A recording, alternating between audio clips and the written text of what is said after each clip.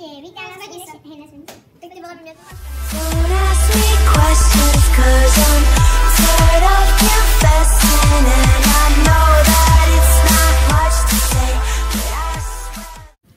Takže nazdar lidi, já jsem Julka Star a vítám vás u dnešního videa. Dnešní video bude 10 typů lidí na soustředění.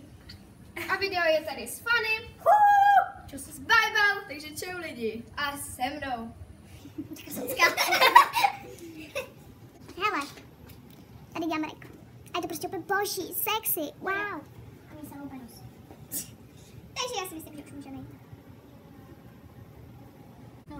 Takže první typ lidí je ten, který pořád dodržuje pravidla a neužije si vlastně na tom soustředění ani trošku srandy a pořád se jenom bojí.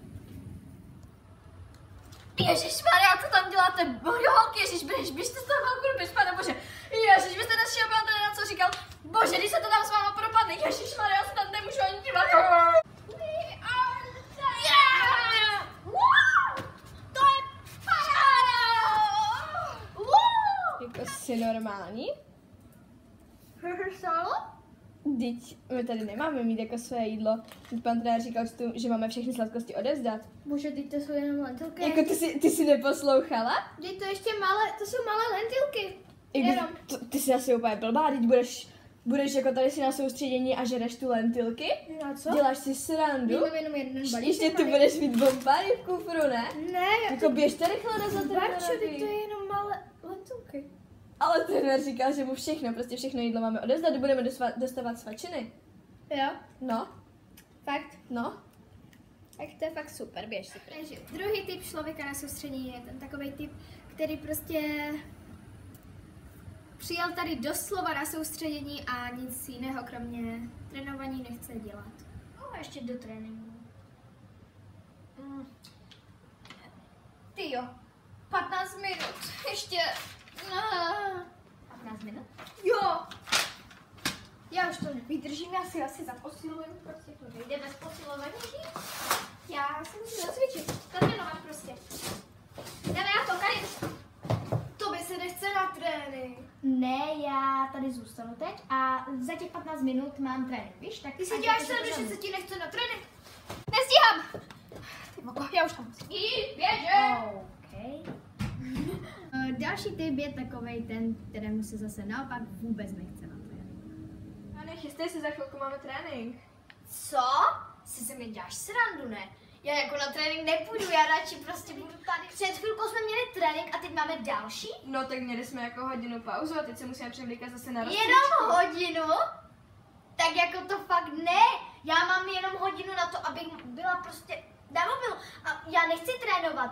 Já prostě, mně se nechce tam na ten led, prostě, chápeš? Tak. Jo! Další typ lidí jsou takový ti pohodáři, co mají všechno na háku, ale přesto ty všechny tréninky vždycky stihnou.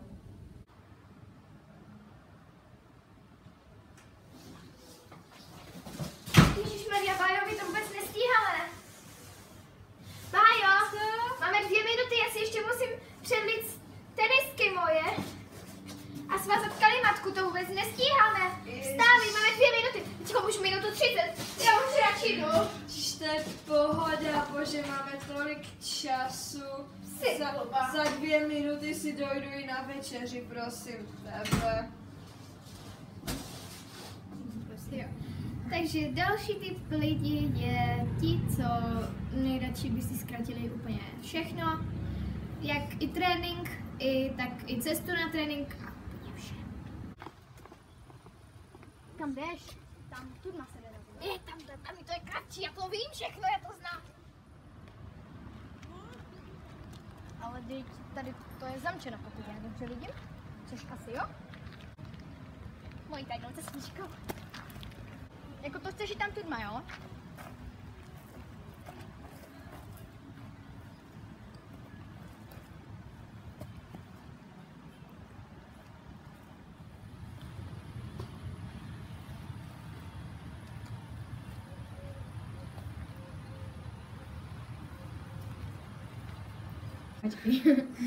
Ty to měl hopek, ale jak jsi to dělal?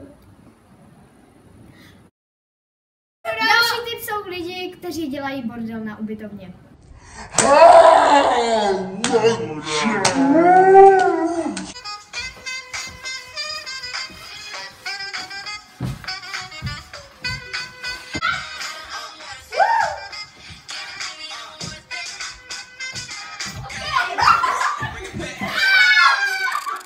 Takže já se vám omlouvám za to, že není s holkama i udělaný konec. Jo a omlouvám se taky, že to není 10 typů, ale 6 typů lidí. Ale doufám, že se vám i těch 6 typů lidí bude líbit. Jestli se vám líbilo video, tak určitě hoďte like, odběr a komentář. Já vám děkuji za sledování videa a čusák!